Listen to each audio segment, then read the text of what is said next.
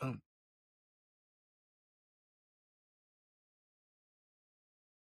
Welcome to A Study in Sherlock, the podcast where we investigate the many faces of Holmes and Watson. Each episode will take a closer look at the actors who step into those iconic roles, what they bring, what they change, and what they reveal about the world's most famous detective partnership. We'll review classic films, groundbreaking TV series, forgotten radio dramas, stage performances, and even modern audio adaptations. Some will be brilliant, some less so, but all of them are part of the story because Sherlock isn't just one character. He's a performance, a legacy, a puzzle that's still being solved. Whether you're a lifelong Holmes fan or just stepping onto Baker Street for the first time, the game is afoot. I'm Bruce McIntosh, one of your hosts for the Studying Sherlock podcast. I also host the Just a Runners podcast. And I'm Eric Harper. I'm sitting in with Bruce today, as I have been. I'm also the co-host of Neighborhood Bookstore Podcast, which is an author interview podcast. Each episode, we take a book off the shelf at my favorite used bookstore. It's usually from an author's back catalog. We read it, we analyze it, and then we discuss its creation with the author themselves. And if you're a runner, or if you're interested in the mindset of a runner, I highly recommend Bruce's Just a Runner podcast. They discuss books about running, books by runners. I have sat in a time or two as a guest, even though I am not a runner, and it's fascinating stuff. So I highly recommend it. thank you. And we are looking forward to, I know you have another season of Neighborhood Bookstore coming out. Any idea? Yeah, we are in production on season 2 of Neighborhood Bookstore right now. So I'm very excited about that. We've got some cool stuff lined up. The Neighborhood Bookstore is like a dream come true for me because it gives me an excuse to talk to authors that I admire. And so far, the dream is still playing. I haven't not run out of authors that I really wanted to talk to. And most of them have been kind enough to say yes, depending on their availability. So yeah, it's been a pleasure. Thank you for asking about it. Great. Looking forward to that too. Well, today, before we get started with our main topic, I just want to mention there's 2 new Sherlock related shows coming out that are in production, or I don't know if the second one's in production yet, that are Really? should be coming out next year. I wish I'd forgot the name of the first one, but the premise is it's Sherlock Holmes during the hiatus. It's what he did during the time between the final problem and the empty house. So I actually believe it's being produced. Part of it's in Switzerland. Oh, Uh, wow. I mean, obviously, some of it should be filmed there, and some of the other places that he went during that time. Right. Given the Reichenbach Falls connection. And I look forward to that one. It That does sounds sound, really cool.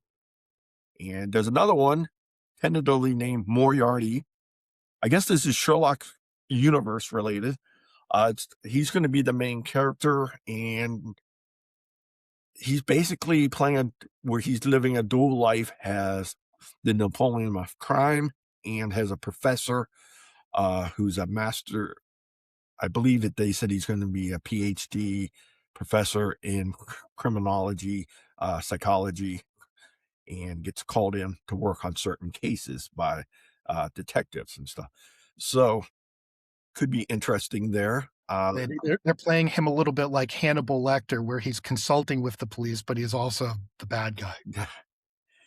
It does have that premise going from what I read. So I'm waiting to see what they do. With the right person has Moriarty, that should be another really good one. Depending on how long it goes and where they're at, you could eventually see Sherlock in that one, obviously. All right. Was there anything else you want to mention before we get started? No, I'm ready to dive in. Well, our Sherlock of this episode is Christopher Plummer. And I looked up a little bit of information about him and his history. Because the main place I knew him from, as far as Sherlock related, was Murder by Decree that came out in 1978. Most people would probably know him from his probably his most iconic role in the oh man, I I do it. bet I know what you're gonna say. You're gonna say The Oh, Sound of Music, aren't The you? Sound of Music. Yep. The Hills Are Alive. Uh, and well, he that came out in 1965. He was born in 1929, December 13th, and he was his beginning of his life. He wanted to be pretty much went into acting, went to acting school. Uh, he would win. He got nominated for Academy Award 3 times. He won for Best Supporting Actor Beginners in 2012. So it took him a long time to get that one. He had an Yeah, surprising. Emmy Awards. He had 7 Emmy Awards. He won in 1977 for The Money Changers, in 1994 for his voiceover performance in Madeline. And he has 7 Tony Awards nominations. 1974, he was Best Actor in a Musical for Cyrano. In 1997, Best Actor in a Play for Barrymore, about John Barrymore, who actually was a former Sherlock character. He did play Sherlock in, I want to say, the 20s or 30s. And Yeah, we may even have touched on that when we were discussing Basil Rathbone. did we mention? Yeah, we might have. He was actually born in Toronto, Canada, which, oh, and they did consider it the Triple Crown of acting when you win all 3 of those awards in your lifetime. So, and because he was from Canada, he was actually also fluent in French. And he actually married 3 times. Uh, his first marriage to a Tammy Grime lasted from 56 to 60. Patricia Lewis from 62 to 67. I guess the 3rd time was the charm. He married Elaine Taylor in 1970 and stayed with her till he passed away in 2021. Uh, he had one daughter, Amanda Plummer. You may remember she was in she went into acting also. You may know her from Pulp Fiction, and there's been That's right. I had forgotten that. Yeah, she had a like a fluid in the 1990s in particular. I recall her yes, very well from Pulp Fiction, and I know I've seen her in a bunch of other things too. and uh, Christopher Plummer also had another connection to Sherlock in Basil Rath. He was second cousin to Nigel Bruce. So That's funny. okay, and let's see here. He did in the early on in his career when he was learning, he was an apprentice artist with the Montreal Repertory Theater, and he was joined, did a lot of plays there, by another Canadian actor. You want to take a guess at this one? He's still around. This actor's still alive today. I'm gonna guess William Shatner. Oh, you got it. Uh, Who was that? And his because he was from Canada, his actually this television debut was in 1953, play in Othello, which starred Lauren Green. Interesting. So Christopher Plummer and Lorne Greene were in a production of Othello together. Yes, That's fascinating. back in, and one other connection with, well, we'll go back to Captain Kirk, William Shatner. He was actually a big Star Trek fan, which led him to participate in 1991. He was in Star Trek VI, The Undiscovered Country. So he did get to work. He played a Klingon. So I remember that. I that was a big deal for me to see that in the theater. I had forgotten that Christopher Plummer was in a Star Trek film, but I recall now. Yeah, he played a Klingon who was often quoting Shakespeare, and had the famous line, "Shakespeare is best heard in the original Klingon." that was Chang, and I forgot about that part because I didn't get a chance for. But that was his connection to Shatner, and he was a long time Star Trek fan, which could have been because of Shatner. But that would definitely, and he did do many Shakespearean plays throughout his lifetime. But his most famous role was Captain Van Trapp in The Sound of Music, with Julie Andrews in 1965. And actually, I read at the time for years he was not didn't want to talk about it, didn't think he did a good job. Later on in later in life, he came around to it. I mean, the show did win 5 Academy Awards, including Best Picture, uh, from what I read. So eventually, he did realize, rewatch it, and I think he later in life he started to appreciate it a little more. Uh, but I really kind of feel like it's one of those shows everybody's seen at some point in time, and it's replayed almost every year, kind of like Wizard Oz was, and Yep, every that's Christmas. true. So he has played major roles.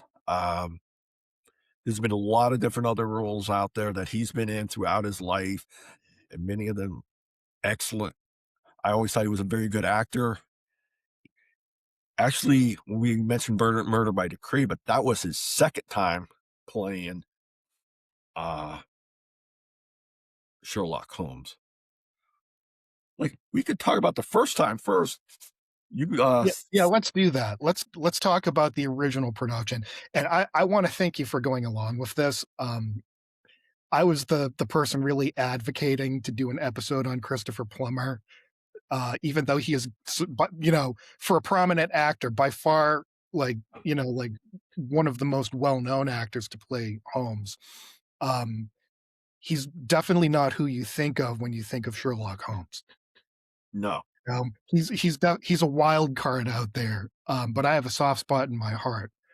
Um, when we were discussing Basil Rathbone, I had posited that the his production of Hound of the Baskervilles might have been my first exposure to Holmes on the screen. And actually, I've been thinking about it since then, and I'm nearly positive that actually my first exposure to Holmes on the screen was Plummer in Silver Blaze, if you can believe that.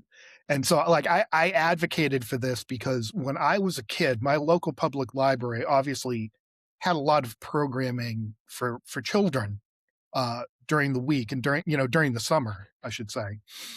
And that might have been like a reading hour or a storyteller coming in, but I have a very powerful memory of going to one of those children's programs, and they're showing us Silver Blaze, pulling out a projector, putting it on the screen.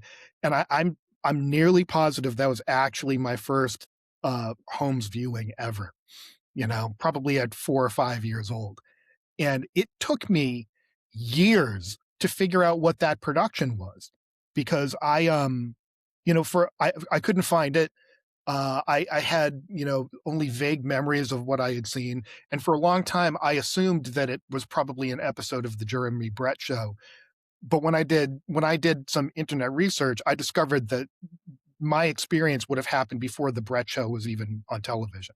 So it took me a long time to figure out it was Plummer and Silverblaze, and then it took me an even longer time to find a copy that I could watch again. So, but I eventually did. I was definitely right. Plummer was my first on-screen Holmes. And so when we were preparing for this episode, I went looking for it, and I actually found it on YouTube in a couple of different places. So people out there, if you haven't seen Silver Blaze starring Christopher Plummer yet, you can for the moment find it on YouTube. yeah, you might want to put in Dark and Dangerous was the name of the actual series. They were doing different thing, Oh, and fascinating. So it was actually an episode of an ongoing show. that's the impression I got when I was looking it up. And they had actually considered this.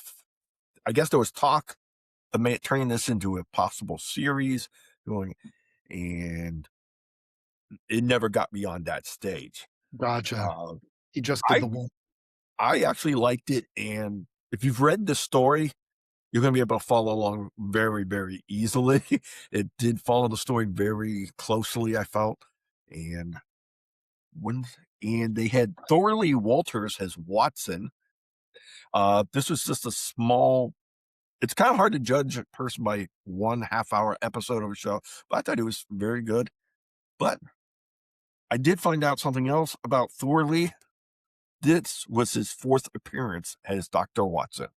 Oh, you're kidding. No, in Sherlock Holmes and the Deadly Necklace, starring Christopher Lee in 1962, Thorley played Watson. Fascinating. That was his first year. Then these are two other small, very small appearances where the Best House in London in 1969. I can't, I can't I've remember the never name heard of of the that. actor who played Sherlock. They made a very, pretty sure it was a very quick appearance. Okay. And then 1975, The Adventure of Sherlock Holmes' Smarter Brother with Sherlock Douglas Wilmer. If I remember right, it was just them getting on a train going somewhere. They made a Yeah, I don't recall Holmes and Watson being that prominent no, it was very in the film. appearance, but he has appeared as Watson on 4 different occasions. So, uh, I guess he has a little more experience. I had no Eventually, idea. That's amazing. I may have to go back, find the Deadly Necklace somewhere and see how he does in that one. But I didn't realize when I saw him in this, I thought it was his only appearance, but it turns out he had played Watson several times. You That's know, really cool. I had the same assumption. I don't believe I've seen Thorley Walters in anything else that I can recall. So the fact that this was, not his first appearance as Watson is just fascinating to me. yeah, I was surprised when I see if I'd seen him in anything else. Apparently, he was a comedy actor for a while in a lot of comedy Interesting. movies, and then I found out he was all unrelated films, none of them, going together or anything. And but had appeared as that was his 4th appearance as Watson. S It's hard to believe. Don't remember ever hearing him mentioned, but it was a very enjoyable show. I thought he carried the character from what I've seen of him just fine, and, wasn't, no complaints about him, and I thought he looked the part Agreed. enough. Yep, So, agreed. I feel like as far as Plummer performing as Holmes, I'm going to reserve my comments until later when we've discussed both of these productions. But I'm right there with you. Like Thorley Walters was interesting to me because he's an older presenting actor. He's a little chubby, and in that regard, he reminded me of Nigel Bruce.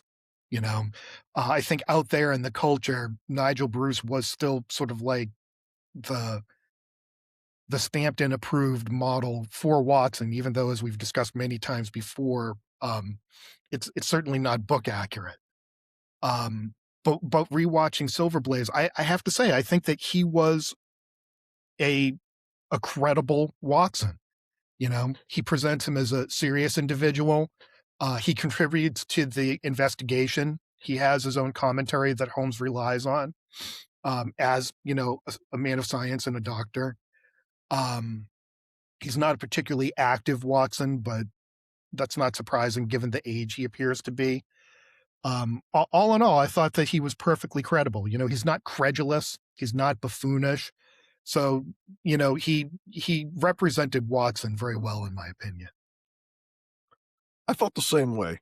Uh, I agree with you on, we'll wait on Christopher Plummer's performance.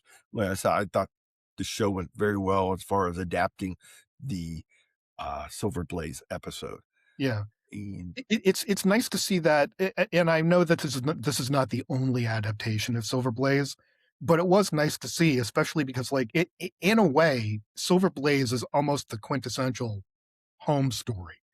When you think of the elements that you expect from one of these stories, Silver Blaze has it all. And culturally, it's had a lot of impact because whether you know where the phrase comes from or not, most people have heard references to the curious incident of the dog in the night somewhere, you so know, and it comes from Silver Blaze, and it was like really enjoyable to see it played out so well in this production, you know, and the story really lent itself to a 30-minute structure too. Like a lot of times, we were talking about Peter Cushing's adaptation of The Hound of the Baskervilles for the television show, not the movie, where they squeezed it into maybe 45 minutes. And I feel like that really doesn't do that story justice. But no. I feel like this 30-minute production of Silver Blaze really captured the story, the original Conan Doyle story well. I thought so too. I don't think they were really missing any components of the story. And I thought it went pretty much the way it was written in the story. So, uh, as far as that goes, there was like no great surprise for me, True. but it was enjoyable to watch it and watch it come out the way it did. Yeah. And It's funny too to see it. don't Um, my only criticism was it may have been the worst horse race I've ever watched.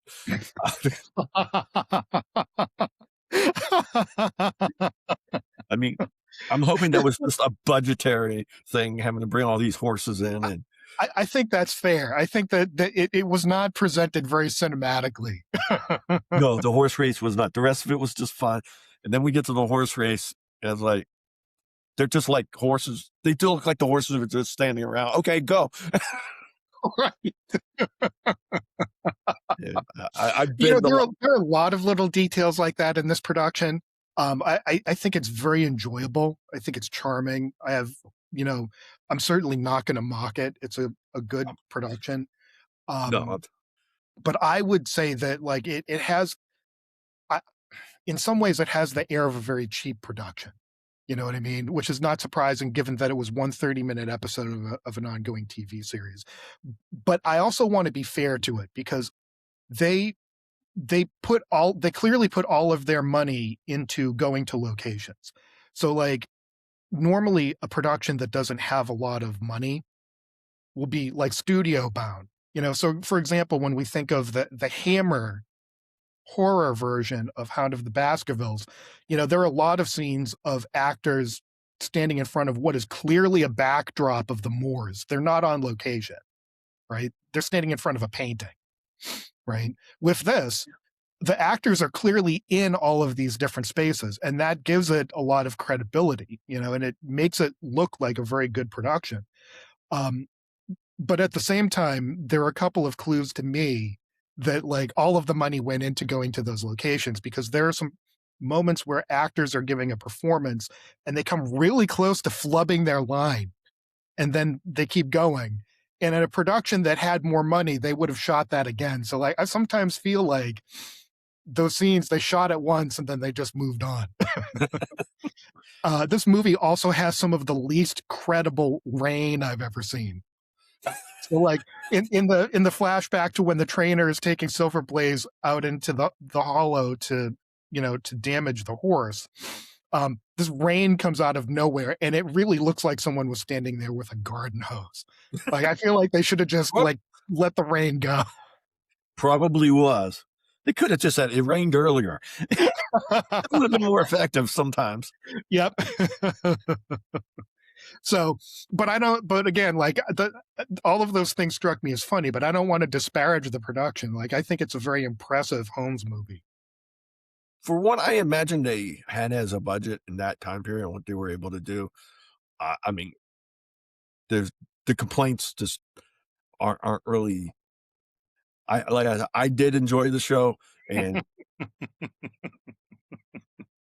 if they could have stolen stock footage of a race, it may have been better or something. I think you're absolutely right. I think you're absolutely like. I mean, I've watched enough horse racing, and it's just like I don't know what horse racing was like in 1880s, but maybe it was more accurate than I realized for 1880. But just, anyway, I do still recommend it if you're a Sherlock fan. I would say go ahead if you got a half hour, catch a show on YouTube. It does have that 70s feel for a half hour show at that time, and but still you had some good actors in it, and I think uh and they really caught the feel of a Conan Doyle story. So it does make it worthwhile. Agreed. Agreed. Don't go It's for the even horse. better that you can watch it for free on Yes, YouTube. that helps too. Don't go for the horse racing. If you bet on a race, go with bet on Silver Blaze. All right. Uh Well, should shall we we move on to Murder by Decree? Yes, we'll move on to that. What were your feelings about Murder by Decree as a generalized, in general movie, maybe? Okay, so, I have to say, I've given this some thought. I did rewatch Murder by Decree. It's a film that I own on DVD, and I think that this is possibly my favorite Holmes movie that is not based on a Conan Doyle story. So, it's a pastiche. It's an original story with Holmes and Watson in it. And as far as those go, this might be my favorite. I'm not sure that it's the best, but it's one that I really enjoy. Um, Murder by Decree is comfort food for me. That's really what I mean. It's a movie that when I'm like having a stressful phase of my life, I will pop that in and watch it. And I get some nice Victorian London atmosphere. I get some Holmes and Watson adventure. Um, I get to see some spooky stuff. That's really where it falls for me. It's probably, like somewhere in the middle in terms of the quality of all Holmes productions, but I sure do like it.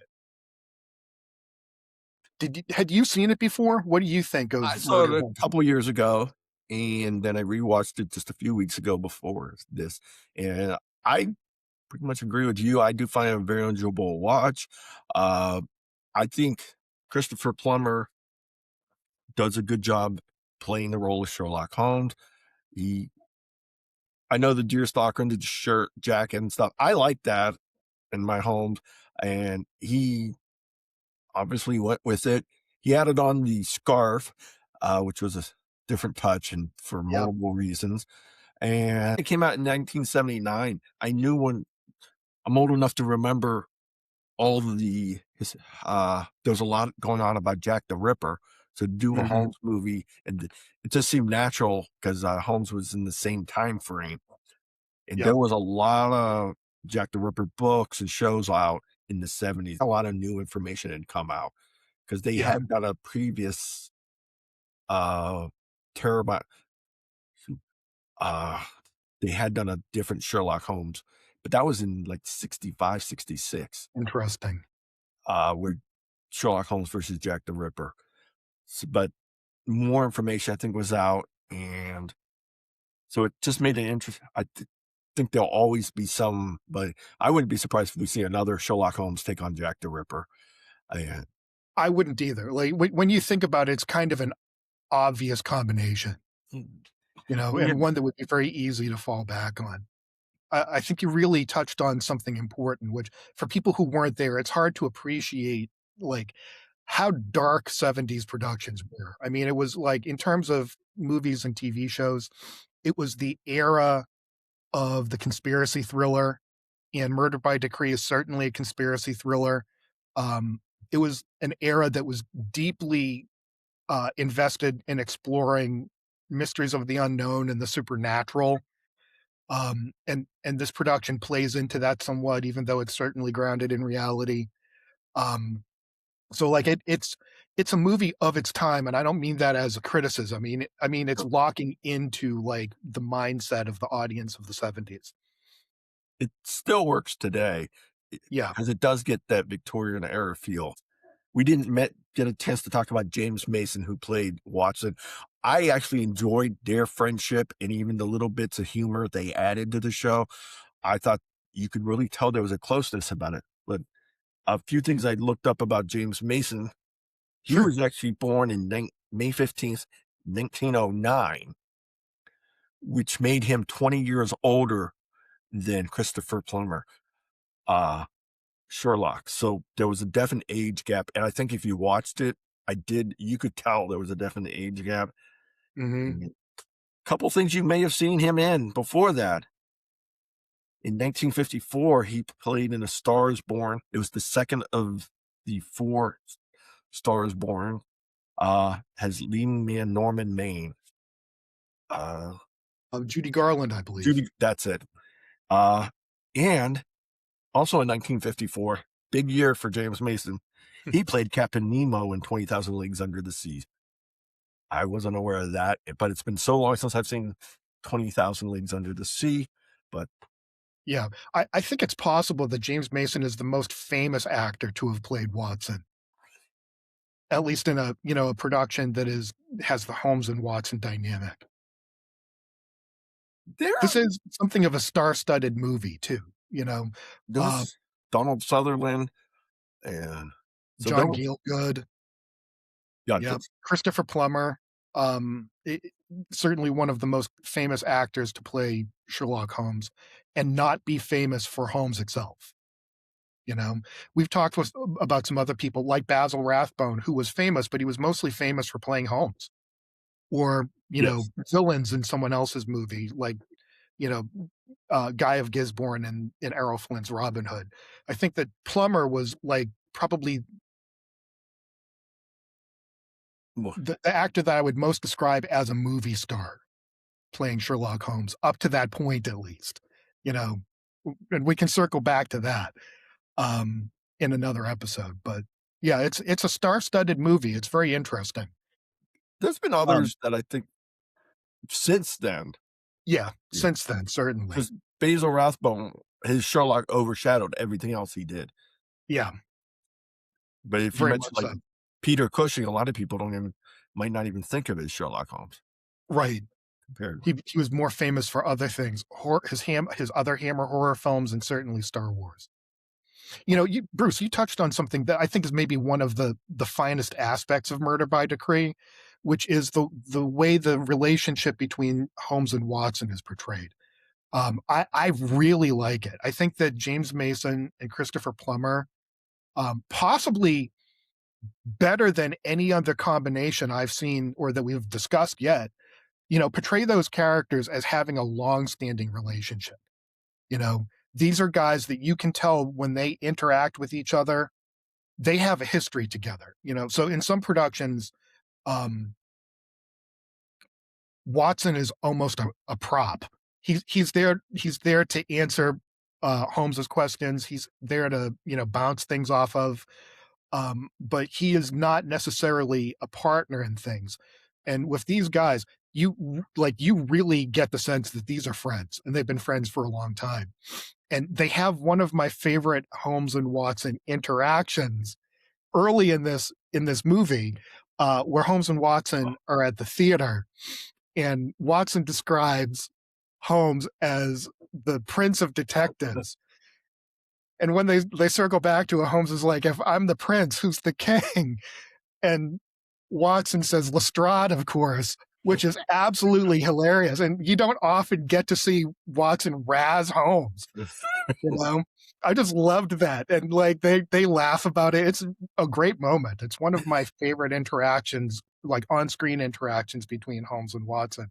As a combination, they're a really exceptional pair, and that lends itself to just the overall enjoyability of Murder by Decree. Yeah, because that was one of my favorite parts there as far as their especially concerning their relationship. The other thing where he really showed how much he cared about Watson, Sherlock cared about Watson, was later in the film when they had the fight scene and Watson got hurt. He's took on him before he went after the killer, and when the police catch up, at the very end, his first thing he says is, "W get to Watson." Yeah, And yeah. Murder by Decree is interesting. I looked up a little bit of information about it this morning before we talked, because if I didn't know better, I would swear that this was a Canadian film, right? And it actually is a co-production between Canada and the United Kingdom, but it was filmed in England. Okay, and I wasn't certain from watching it the degree to which it was filmed in England, because um, there are astonishing number of Canadian actors in this. So like Christopher Plummer is a Canadian, Donald Sutherland is a Canadian, Susan Clark is a Canadian, and the director Bob Clark is also Canadian.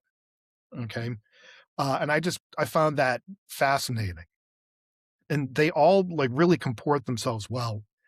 And as a side note, I don't know how familiar you are with Bob Clark. He directed a lot of different kinds of films successfully. And it's interesting to compare them because he made Murder by Decree, which is obviously it's kind of a slasher film. It's a conspiracy thriller and it's a home story. He directed A Christmas Story with Ralphie and the Red Ryder um, air Yeah. air rifle, right? A very different kind of film. Yeah. And he directed Porky's, which is a 1980s teenage sex comedy, That was right? And in the all of those, like they're very they're very different films. And whatever you think of, like the quality of those or whether you're a fan or not, he did well making them. They're well directed films, and it's interesting to see a director who successfully made many, many different types of movies. those are 3 very different type of movies, that's for sure. I Yeah. I I like all 3, but I don't know if that's about me. There's nothing wrong with that. Yeah. So yeah, I I find Murder by Decree to be just like very, very entertaining, you know. And I think if you don't mind, I'm going to transition a little bit now to talking about Plummer as Holmes. There he is. So like to me, it's very, very funny. Like you mentioned this earlier, and I want to circle back to it. Um, Plummer really leans into the deerstalker hat and cape. There have been other actors who came before who thought that that was too cliche, and they wore other things, and then eventually productions moved on in the 80s when Jeremy Brett played Holmes. He was not playing those things up because although they are a familiar aspect of Holmes, it's not something that he routinely wore in the stories. They were there um, occasionally, but he didn't wear a deerstalker cap and cape everywhere he went any more than he smoked only a meerschaum pipe. Like that, one of the things we've talked about in prior episodes is that if you read the stories, Holmes was as likely to smoke a cigarette, maybe more so, than he was to smoke a pipe, and yet the pipe is what he's famous for. So I think that in terms of his look, Plummer looks very credible as Holmes overall. But I mean, his clothing is almost like a Holmes Halloween costume. Like some actors are like, no, I don't need the deerstalker hat. I don't need the cape. I don't need the pipe as much. And he really leaned into that. So I thought that that was interesting. Um, well, let me ask you this. I have a lot of thoughts about Christopher Plummer as Holmes, but what do you think? I don't want to, I I thought don't he did want to front I load. enjoyed the movie, I enjoyed his performance. You're right, he leaned into the, traditional, if you will, iconic role of having the deer stalk on the cap, and I actually have 2. We won't talk That's about it. nice. Uh, and, if you look in the stories, Holmes probably used a variety of pipes. He did smoke cigarettes a lot. Uh, probably I know he had some cigars in there. Is Mhm. uh, I think if you play the role right, maybe he wants to have those little extras. Like, extra Holmesiness? Yes, he Yeah, wants to make sure. I think there's certain quirks that I think a personality of Holmes has, and maybe those are the ones he leaned into. yeah, Jeremy Brett, like I said, he was going strictly by the canon, what was written, and when we get to that, we can go into him more at that time. But mhm, it's I don't think either one's wrong. I think yeah, there's many different characters as Sherlock Holmes. Uh, he added the scarf, which turned out to be a weapon he would use. yeah, I wasn't sure what to think of that. Uh, Part of me was like, "Doc- is he trying to be Doctor Who with the large scarf when I first saw it?" And but I did good like the way he observation. portrayed Holmes, and he gave him more. I think he gave him more emotion than previously to this point. He Uh, did. He definitely did. I think that Plummer is probably the most jovial, open, and approachable Holmes that I've seen and enjoyed, you know? He's not as aesthetic as, or as severe a personality as other actors have portrayed him. He's not a single-minded. He's absolutely, like you said, an emotional Holmes. And I do wonder if Plummer leaned into that Holmes costuming so much, because to me, he's also the most handsome actor to play Holmes. Like, whatever you think of the other actors, right? Plummer was a You leading man type, and I think that he was trying to downplay, among other things, his good looks you'll by get some arguments about him being up to that point. You might be right. There are some people that would, from our book club, that would argue who is the most handsome Sherlock Holmes. I found out. absolutely. I mean, it's a matter of preference, but I mean, in terms of Hollywood casting, I guess, like Yes. looking at it through that lens, he was more of a handsome leading man and more of a movie star type. And it works especially in Murder by Decree because um, Holmes is more of a man of action in this. You know, we were talking about Silver Blaze a moment ago, and that's a very cerebral type of story, and it doesn't require a lot of, like running around on the part of Holmes and Watson. It mostly hinges on Holmes's logic and powers of observation, whereas Murder by Decree is an adventure film, and Plummer plays it sort of like, as far as Holmes goes, the romantic action adventure hero. He's very active. There are, like you mentioned, fight scenes, there are adventure scenes, misadventure scenes, I guess I should say. So it's an interesting take on Holmes. Um, there are a couple other things that I wondered. I think that it's possible that Plummer might be one of the shorter actors to play Holmes. And I don't mean this as a criticism of the man. Like, I would guess he's probably maybe like 5'10". And I don't know that there is any canon about what Holmes's height should be in the stories.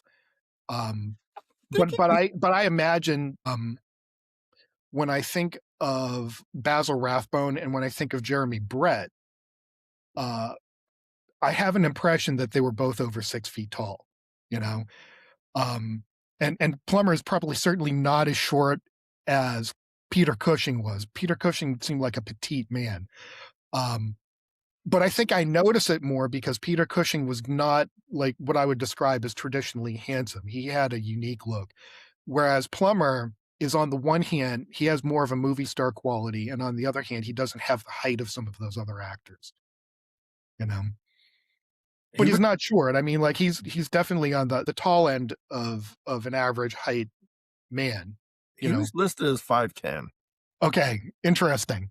So the other funny thing about Plummer as Holmes to me, and this isn't really about Holmes, it's about his presentation as an actor overall.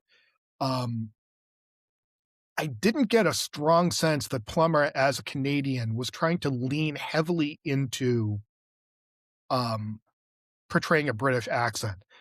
And it might sound funny because he doesn't seem Canadian, like he doesn't play the character as being North American in any sense of the word, right? But there's a phenomenon with actors where, either due to stage fright or due to like formal training, when they're on stage, they start to affect something like a formal British accent, even if they're not British, and even if the role doesn't call for it. And that's almost the vibe that I get from Plummer. Like, if I didn't know better when I was younger, I would have assumed that he was a British man, right? Because the way he enunciates and the way he pronounced his words had a hint of a British accent to me in everything he did. And it was hard to unhear. And yet when you see him in a film where he's playing someone who's absolutely intended to be British, it is not a hard British accent. It's more like the hint of a British accent. It's like the flavoring in a can of La Croix. It's mostly sparkle with a little bit of lemon. That's my tangent on Plummer. I like him. I don't know if he's perfectly cast as Holmes, but I sure enjoyed his performance. I enjoyed the performance. He may not have been perfect Holmes. As far as the height, I did a little Googling here Okay. real quickly. In the Sherlock Holmes original stories by Doyle, he's described as being rather over 6 feet tall and excessively lean. In the story of The Adventure of the Three Students, Holmes specifically states he is 6 feet tall. Hmm. Now, a few people that have played him, Benedict Cumberbatch is listed as 6 feet tall. Plummer was 5'10". I believe Christopher Peter Cushing was, when I looked it up later, was like 5'11". Oh, really? He looked short because he often was next to Christopher Lee, who was like Okay, right. 6'5". If you're 5'11" and you're standing next to Christopher Lee, who was like, what, 6'5", you're Yeah. gonna look petite. All right, fair. Basil Rathbone Interesting. 6'2", and Jeremy Brett 6'1". So Okay. I So agree. actually, yeah, Plummer is one, like, not short, but one of the shorter actors to portray Holmes. That's interesting. Yes, of the ones listed, the only person I have portraying Holmes, and this is a real quick list here, Robert Downey Jr. at 5'8". Oh, interesting. Okay. So just some of the big names that have played him. Generally, you're looking for a lean guy or 6 foot or taller if you're going authentic. Yep. Holmes, like we said, Basil Rathbone definitely fit the bill for the for the look of Holmes. Yep. And I think he was one of the ones that helped establish how Holmes should look. Christopher Plummer, at least we're not trying the old Tom Cruise's Jack Reacher or anything trying to fit the bill. That's true. I think that it's possible Tom Cruise was 12 inches shorter than Jack Reacher is described in the book. So It's like close. he's off by a foot. I think that we can concede Christopher Plummer's 2 inches and let him have it. Yes. Perfectly reasonable. I'm nothing against Tom Cruise, but if they put a 5'6" guy who built like me with a big gut, I don't know if you could pull it off. Um, if I'm trying to picture Sherlock Holmes, he looks close. He does have those classic, like you said, movie star looks, leading man looks, more so than some of the other actors who have portrayed him. Yeah. But there's actually been a show where definitely wasn't a leading man look. Sherlock and Daughter was on the CW. David Tholes, I think was the name. He does, Interesting. and he played Sherlock in that, and I think he pulled it off. We'll have to talk about him sometime. Yeah, I would be glad to. And frankly, if we're talking about movie star looks, I think we're eventually gonna have to put a bag over our head and do a podcast about Roger Moore's portrayal of Sherlock Holmes, who is possibly the most miscast Holmes I have ever seen. He's on the list. Yeah. We'll get there I'm eventually. not in a hurry to do that one, frankly. Nothing Uh, against poor Roger Moore. But if we're talking about movie star looks, and like for people who are watching this rather than just listening to it, Bruce has put an image on the screen of uh, of Plummer as Holmes, and in profile he does have some of the sharper characteristics that you would expect from Holmes. Um, I guess I would just say that, as far as a Holmes portrayal, Plummer is a more caring, open, jovial type of Holmes than some of the others that we've discussed. because I felt like they were really friends and they were partners as far as crime fight and really cared about each other. As much as I like Basil Rathbone, they were never equals. Right. With Nigel Bruce, that was his sidekick, who eventually would write and tell the stories, if you go by the radio shows. Uh, Yep. but James Mason, I thought, played a very good Watson, and I really enjoyed Christopher Plummer's Sherlock Holmes. How I would you rate him compared to the ones we've covered? This is our third Sherlock. Somehow right. we have Okay. So three like Sherlocks and 6 Watsons, but I know, right? It's like it's so funny because in some ways, and I blame myself for this, but in some ways we spend more time talking about the Watsons than we do the Holmes because we've just had in 3 episodes many more Watsons to talk about. And I have like a bone to pick with a lot of the Watson portrayals because, as a Conan Doyle reader, I care about Watson, and I feel like a lot of times in movies and television, he gets short shrift. He's not as accurately portrayed. So um, all of the Watson discussion is probably my fault. But I'm good with that being said, like I feel like one of the things that most recommends Murder by Decree is the interplay between James Mason and Plummer. I think that they really um like they just really lean into the history that these men have and the friendship that they have. They act very familiar with each other, and I just think it's one of the most enjoyable parts of the movie, you know.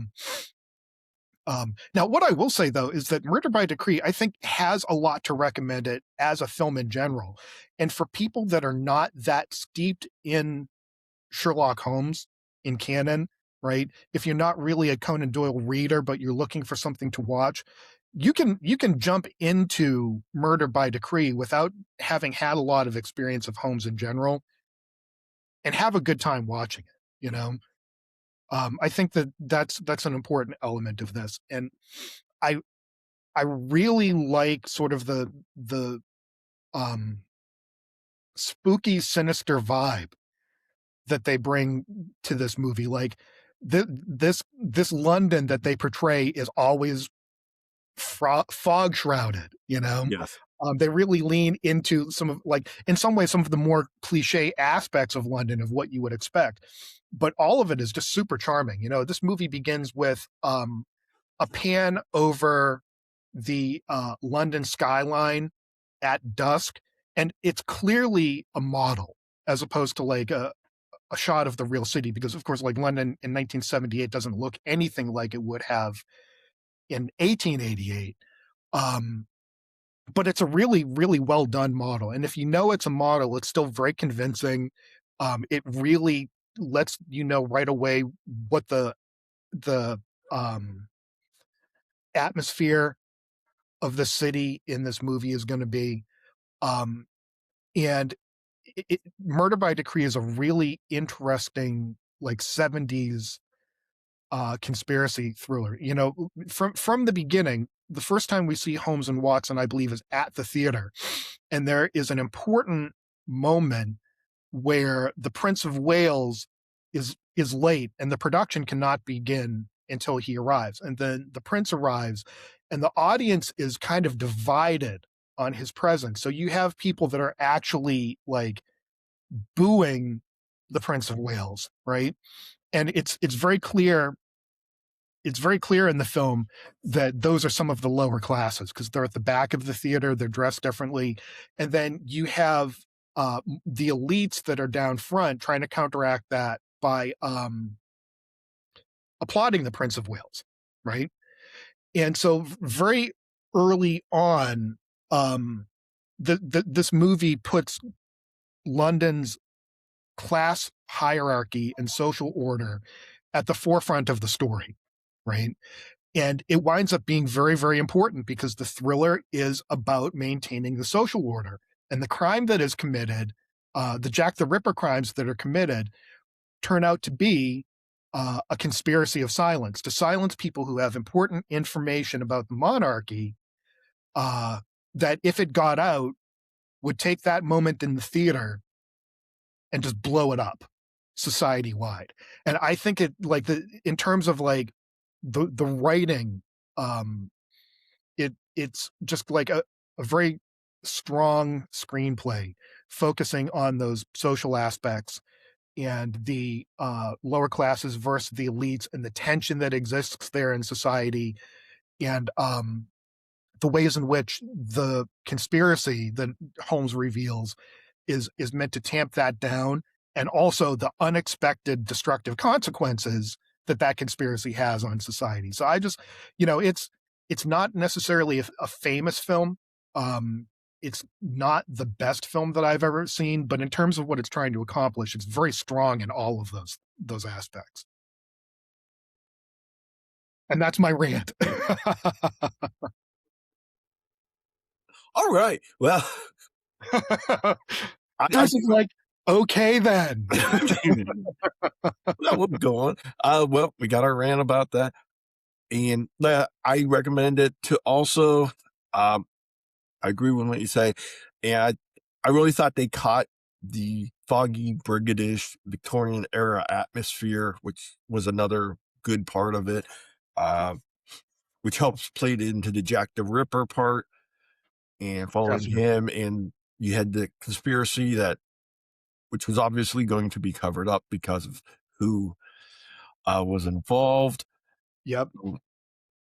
If you haven't seen it, it is worth taking the time to watch it. And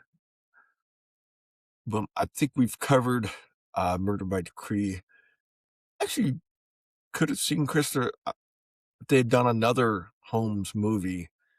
I think there's several options available, and this is the first time we didn't mention. Well, we've done two. This is only our third episode, but this is the first one without talking about their Hound of the Baskervilles. But That's true. Well, like, let's go down that road for a second, because I think that this is probably the most Hound of the Baskervilles production I've seen that didn't actually feature the Hound. You know, it has a lot of the same spooky atmospheric elements, like shadowy corners and locations covered in fog and stuff like that. I think in a lot of ways they have simply replaced the Hound with Jack the Ripper. So there you go. well, We've talked about the Hound. you had foggy London instead of the moors. That's right.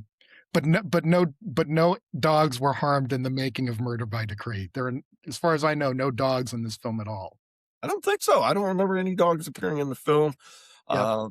Horses. Yep. That was about it. So Yep. To their credit, in Silver Blaze, the murder is actually committed by the horse, so to speak, who is defending himself from being harmed. So no animals were actually harmed in either of these stories. So shout out to our friend Angela from Book Club, who hates to see animals harmed. You can yes, watch both of these things without worry. no worries there. Only humans were harmed in any of these. Yep. That's perfectly acceptable. Yeah, Humans are okay. Humans are fine targets. humans are fine. Well, the thing is, with most murder mysteries, and obviously with murder mysteries, some humans probably going to be hurt. Yep. Thankfully, they did not prosecute Silver Blaze. That's right. It was total self-defense, though, in his own right. Well, we're going to move on. And do you have a recommendation this time?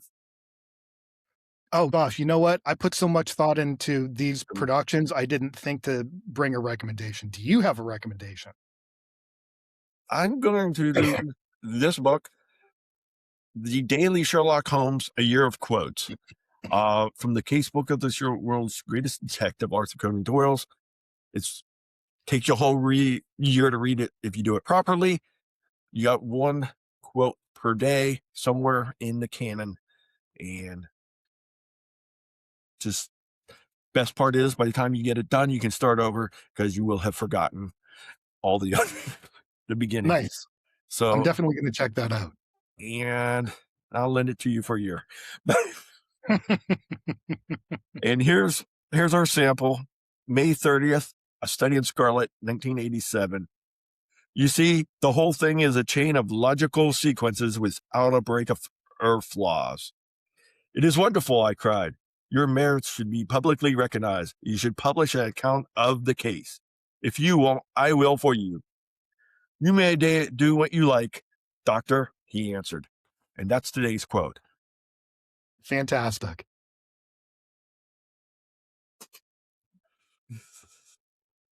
So thank you for the recommendation. I'll definitely check out the year of quotes. Yes.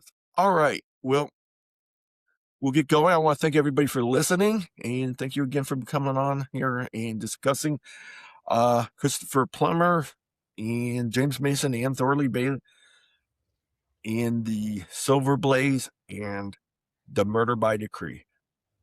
And we'll be back soon, hopefully.